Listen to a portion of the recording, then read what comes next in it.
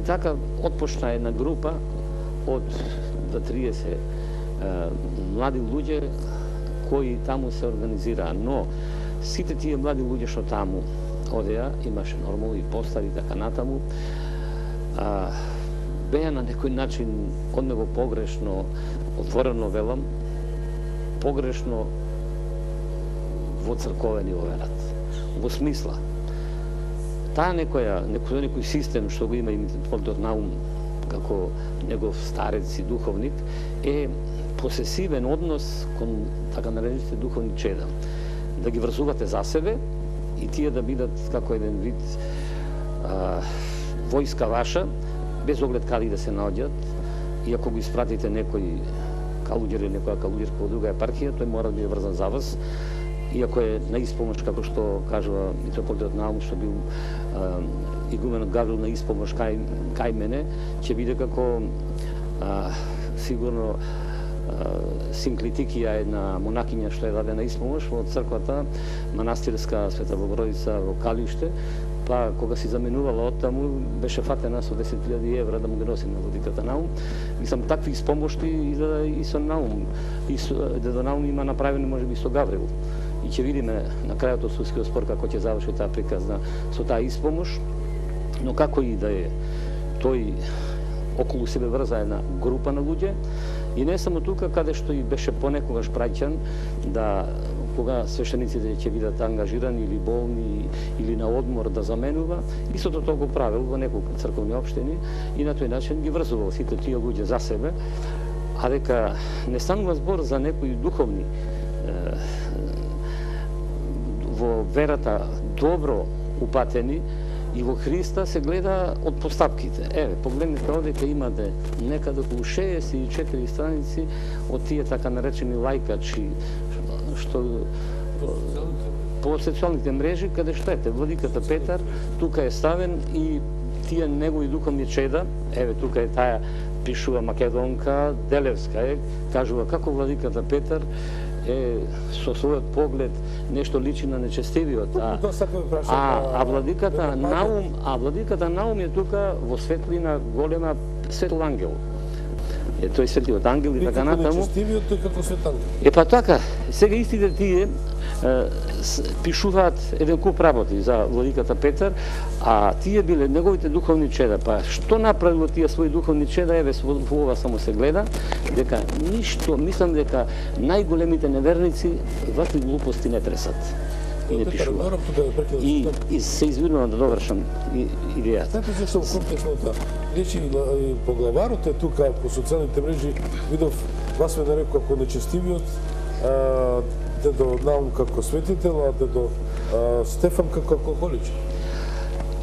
Па сакам да речам дека како сега, какво е тоа совпаѓање сега? Ова што сега го покажуваме, ова што го кажуваме се совпаѓа со она што дедо Стефан сега излезе и се кажува дека тој таму што беше тоа се на Бадник, Брсел и така натаму. Па истиот тој дедо Наум, кога се случи своевремено аферата за изгрев, ние не знаевме, јас бев во Австралија, во врска со изгрев баш не сум присуствувал ниту на една седница кога се решавало и затоа не бев доволно упатен. Ама кога слушнавме дека тој своевремено се јави на телевизија на една емисија со Оливера Трајковска и Оливера Трајковска кажа, рече, значи овдека поглаварот има направено некои малверзации со материјалните финансиски работи и така натаму, а Митрополитот Наум тогаш рече, сега што да правам, рече, јас не можам да го одбранам. Да, не можам, рече, да го одбранам, рече, јас сега поглаварот, демек има вина во него. Отпосле дознаваме дека првиот договор за Израел го потпишал владиката Наум, Митрополитот Наум. Не разбирам. Митрополитот Наум го потпишал првиот договор за купување на имотот од Изгрев. А не дедо Стефан? Не дедо Стефан, дедо Стефан беше во Америка. Значи целова канонада напади атаци се начитава факт. Еве сега ќе ви кажам за што се работи. Што се работи? Јас морам да проговорам, да проговорам и да кажам за што се работи. Се работи за прво е конкретно да кажеме за една во последно време виртуална црква што сакаат да направат некои браќа архиереи.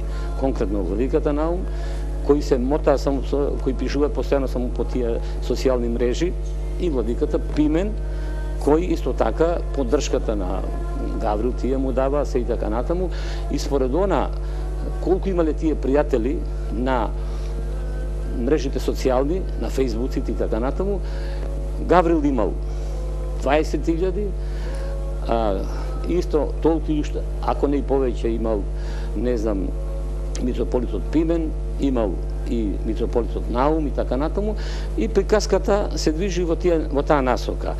Организатор главен на сите овие афери во Австралија врка со игуменот Гаврил е митрополитот Наум, не некој друг. Јас отворено го ќе проговорам, ми прати на заканувачко писмо. Кога стана збор за тој канонски отпуст, што не сум јас должен да го барам, си го барал тој самиот пишува владика дека на барање на игуменот Гаврил му дадов канонски отпуст. Па игуменот Гаврил бил должен да си го реши тоа прашање и да се направи како ќе направи со тие канонски отпусти и прием и така натаму. Но прием, ако било проблем, нека побарале, ако не сме го дали, ќе го дадеме. И кога тие кажа дека немале канонски прием, јас веднаш им напишав. И условени конечно. Сега има. Заканувачко писмо против вас? Да, против мене. И таа организирана афера, што ја направија, дојде до манастирот исто Свети Јован Бигорски. Па бил го ангажирале и Отец Партени, не знаејќи, барем тој дојде, се извини човекот и ми кажа дека јас се извинувам дедо, вели, не сакам со вас да имам никакви недоразбирања, но ми беше речено од дедо Наум да ги објавам приходите, односно за манастирот, еве тоа е тоа, каде што тие ги објавуваат, и меѓу другото дека јас наводно сум направил злоупотреба на материјалните средства таму, односно сум дал една сума на манастирот Свети Јован Бигорски, а другите пари сум се ги ставил со други зборови во джеп или сум арамија. Прво и основно, јас тие пари не сум ги добил од игуменот Гаврил. Тие пари му се дадени на благајникот на нашата епархија, на отецот Душко Спирковски. Еве е неговото сметко. Ова е сметко потврдата на отец Душко, со која тој ги примил тие пари, $6,015 австралиски, од кои јас однесов и дадов на манастирот Свети Јован Бигорски $850 од тие и $2,435, тоа е ова сметка, од наигуменијата на манастирот Свети Архангел Михаил во Варош. Бидејќи од манастирот во Варош беа земени од сестрата Злата книги од големо значење, литература црковна, односно на историја на уметноста и така натаму, и друга литература од славјанскиот уште институт што имал и така натаму во тој манастир, и литературата целокупна, фондот на книгите од тој манастир, кога таа премина таму во манастирот Свети Јован Бигорски, и тие книги не ги вратија. И не во Рајчица, во Бигорскиот манастир, и јас за сметка на тоа дел од парите дадов таму, останатиот дел останати се во касата на епархијата. Кога ќе ги дадат книгите кај нас, кажано е дека ние ќе ми ги префрлиме тие пари. Што значи, не станува збор да сум взел јас пари од игуменот Гаврил, како што тие пропагандата направија, како што после правија еден куп други пропаганди, како и оваа пропаганда што ја направија, сега што ви покажувам со овие сликите тука и така натаму, и тоа е она нечестното што го направија, а приказката била следната. Дознавме од политичар еден, Ден Дончев, кој во Австралија кажувал на повеќе места дека во синодот на Македонската православна црква има поделби и дека четворица владици биле со владиката Петар, другите биле сите против владиката Петар и ќе биде сменет владиката Петар. Сега најверојатно се очекуваат изборите, па тогаш ќе биде сменет и можеби поглаварот, бидејќи еве почна пропагандата и против него, дека е алкохоличар, дека мрсел, дека натаму, и некои ќе се токми најверојатно да стане поглавар на нашата црква.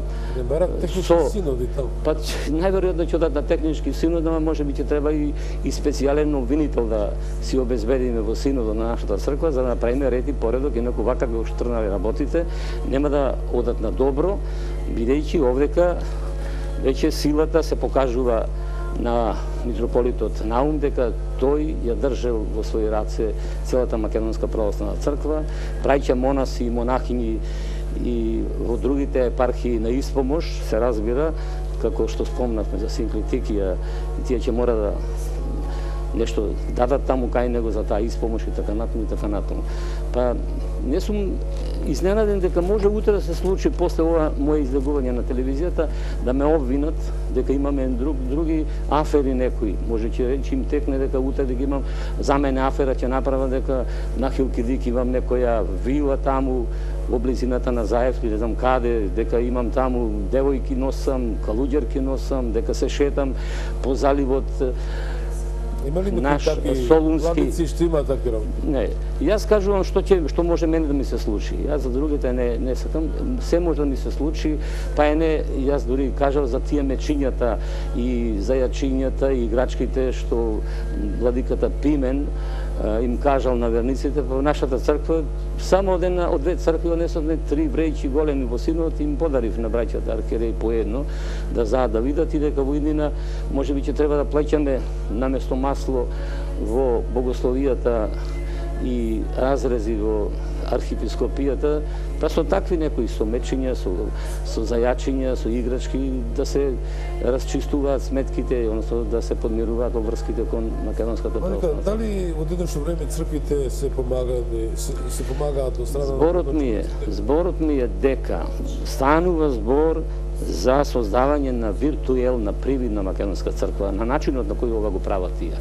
Значи, ќе имаме лајкачи на игуменот Гаврил, кој една со своите негови така наречени духовни чеда ќе покрене акција на 20-30 илјади на фејсбуците и социјалните мрежи поддржувачи, другиот ќе ги имаме на владиката Наум, третиот на владиката Пимен и така натаму.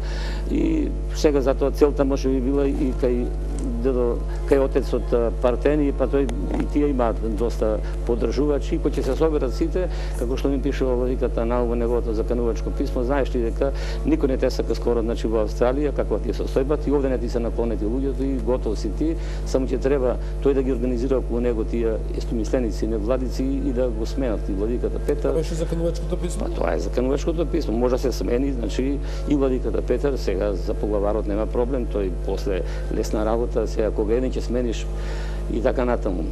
Ама ем да е кабаетлија, ем да е мустаклија, такви работи не трпам. Ќе ги кажам и поотворено за многу други работи, ако продолжи од тој тип да обвинуваат тие што се за на осуденичка купа.